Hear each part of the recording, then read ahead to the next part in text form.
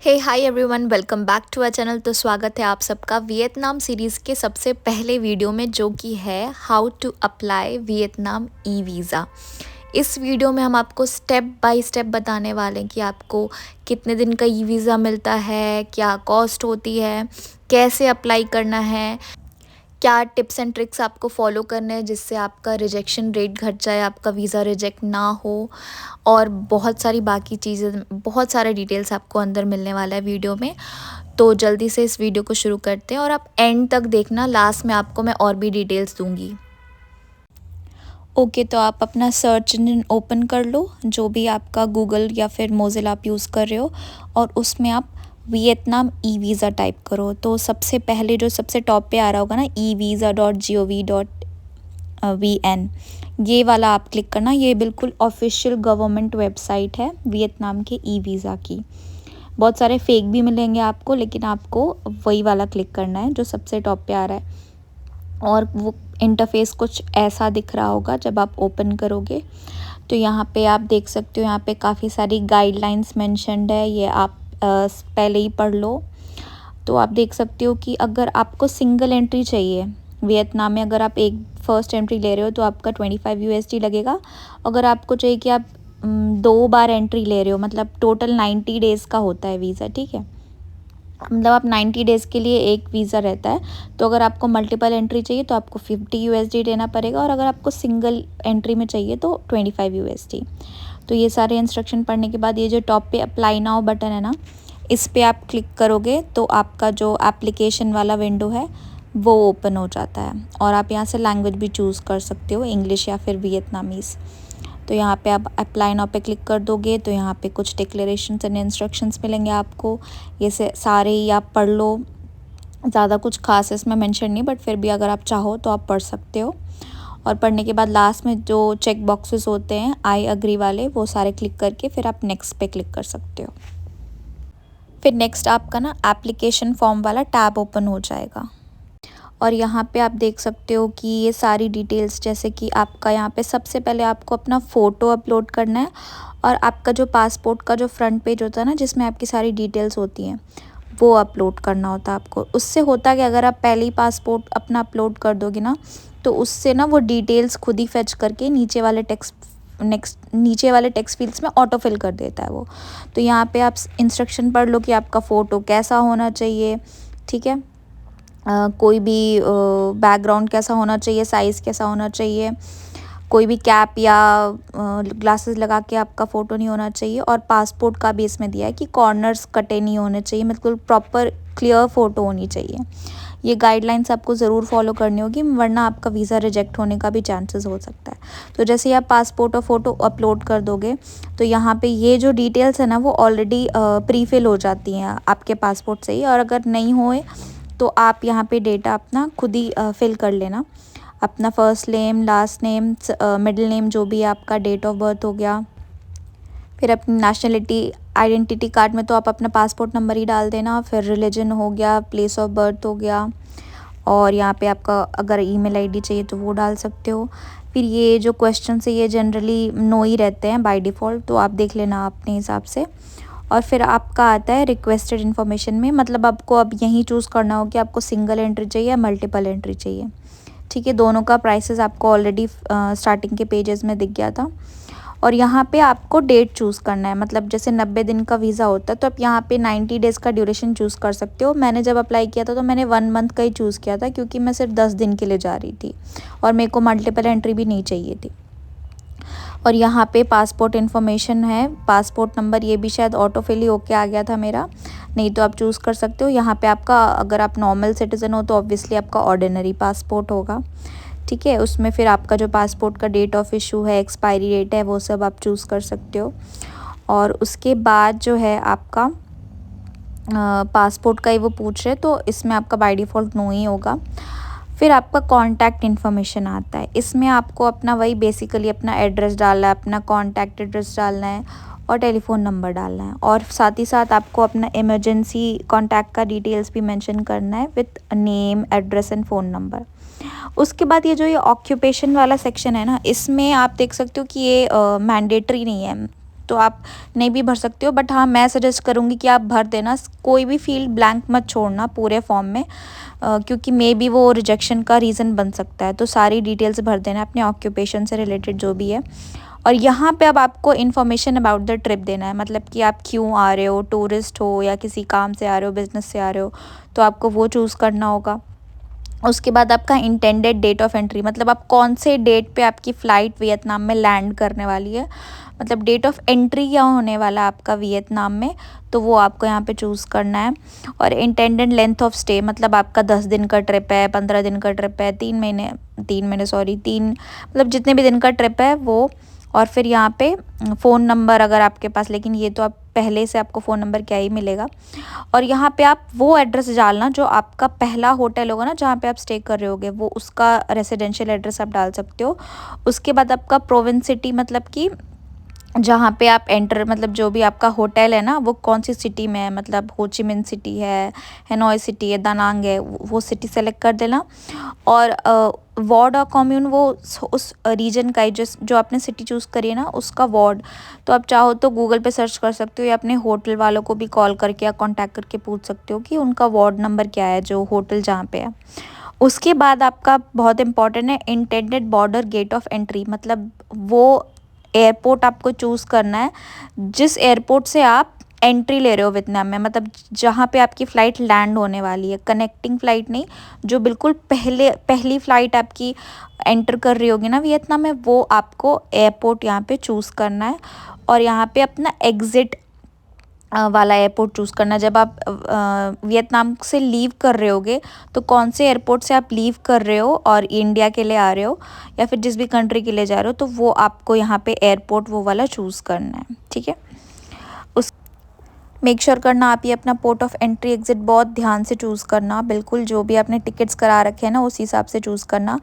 अभी जैसे एग्जांपल ले लो कि आप इंडिया से हो ची मिन सिटी आ रहे हो, फिर हो ची मिन सिटी से फूकॉक आ रहे हो, तो आपको यहाँ पे हो ची मिन सिटी एंट्री वाला चूज़ करना है, मतलब कि अगर आपकी कनेक्टिंग फ़्लाइट है हो ची मिन सिटी से फिर फूकॉक या दानांग, तो वो लास्ट वाला नहीं, एंट्री में आपका जो पहला एयरपोर्ट जहाँ पे आप इंडिया से लैंड करने वाले हो ना, वो एयरपोर्ट आपको एंट्री में चूज़ करना है। एंड सेम फॉर एग्ज़िट, मान लो आप एग्ज़िट के टाइम पे हो ची मिन सिटी से दानांग जा रहे हो, फिर दानांग से इंडिया आ रहे हो, तो आपको दनांग ही चूज़ करना है क्योंकि आपका वो एग्ज़िट पोर्ट होगा। और उसके बाद ये आपका चेक बॉक्स है वो आप चेक कर लेना, और यहाँ पे फिर से कुछ डिटेल्स वो पूछते हैं, तो वो आप बाय डिफ़ॉल्ट नो ही रहता है। और उसके बाद आपका ना लास्ट 7 वाला जो सेक्शन है वो आपका चिल्ड्रन का है, कि अगर आपके साथ कोई बच्चे जा रहे हैं जो 14 ईयर्स से अंडर है, तो उनकी डिटेल्स आपको यहाँ पे फिल करनी होंगी, ठीक है। ये वाला सेक्शन आप देख लेना अगर आप जो भी आपका डिटेल्स है वो, तो ये वाला सेक्शन भी आप ध्यान से ही फिल करना। जैसे कि आप देख सकते हो उसमें क्या लिखा है कि do not request for electronic visa if the, मतलब बेसिकल ये है कि जैसे कुछ बच्चों का होता है ना कि कनेक्टेड पासपोर्ट रहता है अपने पेरेंट्स के साथ, तो उसके लिए आपको सेपरेट ई वीज़ा अप्लाई करने की ज़रूरत नहीं, वो आपके ही वीज़ा से उनका भी वीज़ा कनेक्टेड रहेगा। तो यस, ये वाला इन्फॉर्मेशन है क्या पे। और उसके बाद अपने अकॉर्डिंगली आप यहाँ पे अपना जो भी डिटेल्स है वो फिल कर देना, जो भी बच्चे आपके साथ जा रहे हैं, वरना आप ये वाला स्टेप पूरा कंप्लीट स्किप कर सकती हो, ये 7 वाला स्टेप। उसके बाद हम आते हैं trips and expenses and insurance में। तो इसमें आपको क्या करना है कि अगर आपने कोई इंश्योरेंस ले रखा है, ठीक है, ऑब्वियसली आप ज़रूरी लेना इंश्योरेंस, अगर कभी भी आप फ़ॉरेन ट्रैवल कर रहे हो ना तो आप इंश्योरेंस ज़रूर लेना, मैं रिकमेंड करूँगी। उससे क्या होता है ना कि आपका अगर फ़्लाइट डिले हुई या लगेज चोरी हो गया, कुछ भी हो गया, तो वो सब हैंडल हो जाता है इसमें, ठीक है।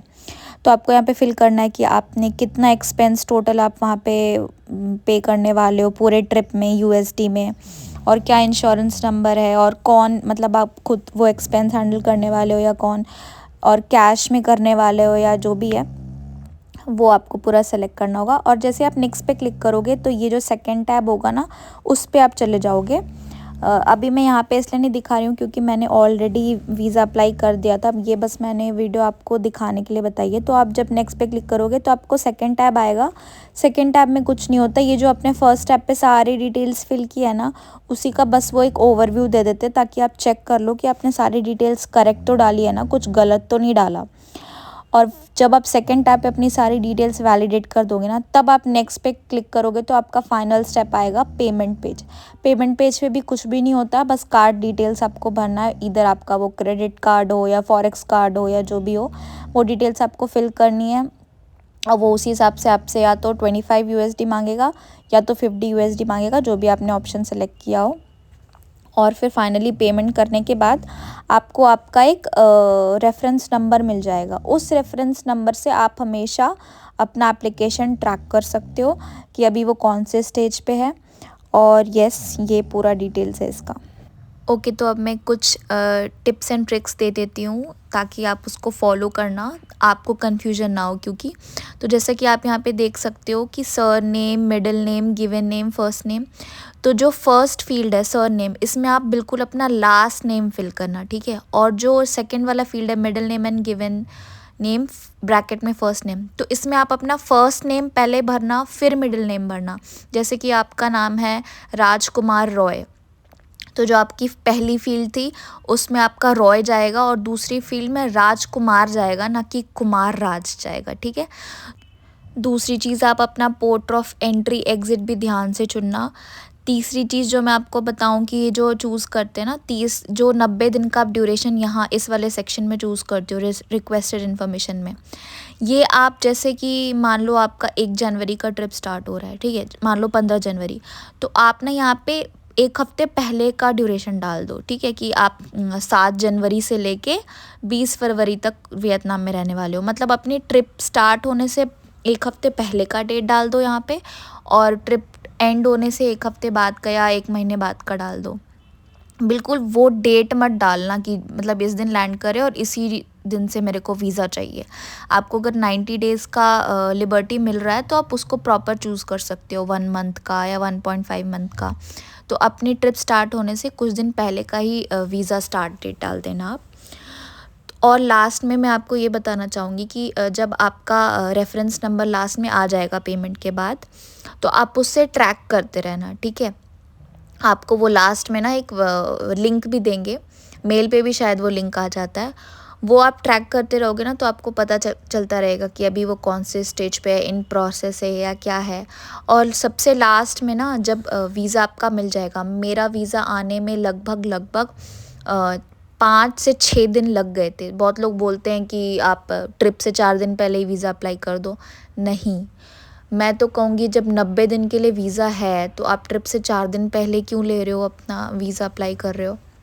आप मिनिमम 10 डेज़ हाथ में लेके चलो कि अगर फॉर गॉड से किसी भी रीज़न से आपका वीज़ा अगर रिजेक्ट भी हो जाता है तो आपके पास दोबारा हाथ में टाइम हो, आप दोबारा अप्लाई कर सको। क्योंकि ऑब्वियसली आपने फ़्लाइट टिकट्स, होटल, अपने सारी एक्टिविटीज़ बुक कर ली हैं, तो इतना सारा पैसा वेस्ट हो जाएगा सिर्फ एक वीज़ा के लिए, तो वो आप नहीं अफोर्ड कर सकते। तो मैं ये सजेस्ट करूँगी कि जब 90 डेज़ का ड्यूरेशन है आपके पास, तो आप आराम से 15 दिन पहले ही अपना वीज़ा अप्लाई कर देना, ठीक है। तो वीज़ा जब आ जाएगा, मेरे पास 5 दिन बाद मेल आया था। मेल में आपको खोलते ही वीज़ा बिल्कुल वो नहीं दिखेगा आपको, फिर वो एक लिंक देंगे, उस लिंक पे आप एक पासवर्ड डालोगे। पासवर्ड क्या, कैप्चा होता है, कैप्चा डालते ही फिर आपका एक पीडीएफ होता है वहाँ, उस पीडीएफ पे डाउनलोड करोगे तब आपको आपका वीज़ा दिखेगा। उसमें आपकी सारी डिटेल्स मेंशन होती हैं कि आप एंट्री कब से स्टार्ट होने वाला है आपका वियतनाम में, आप कितने दिन तक रह सकते हो, आपका एग्ज़िट कौन सा डेट है, वगैरह वगैरह, आपका नेम।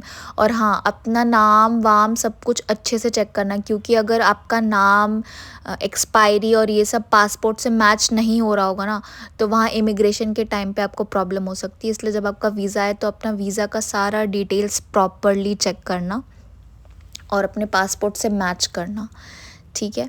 बाकी इसके अलावा भी अगर आपको कुछ भी जानना है वियतनाम ई वीज़ा से रिलेटेड, मेरे भी तो बहुत सारे क्वेश्चंस थे जब मैं अप्लाई कर रही थी, मैंने काफ़ी रिसर्च किया फिर जाके अप्लाई किया। बट मैं नहीं चाहती कि आप ज़्यादा इधर उधर दौड़ो वियतनाम ई वीज़ा अप्लाई करने से पहले।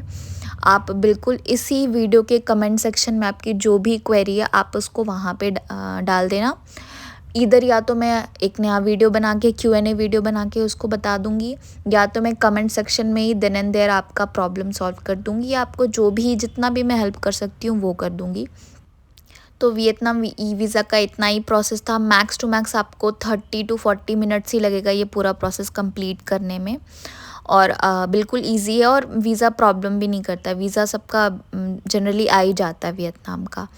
तो यस, इसी के साथ हम हमारा ये वाला वीडियो यहीं एंड करते हैं। लेकिन आप हमारे इस पूरे वियतनाम सीरीज़ से एंड तक जुड़े रहिएगा।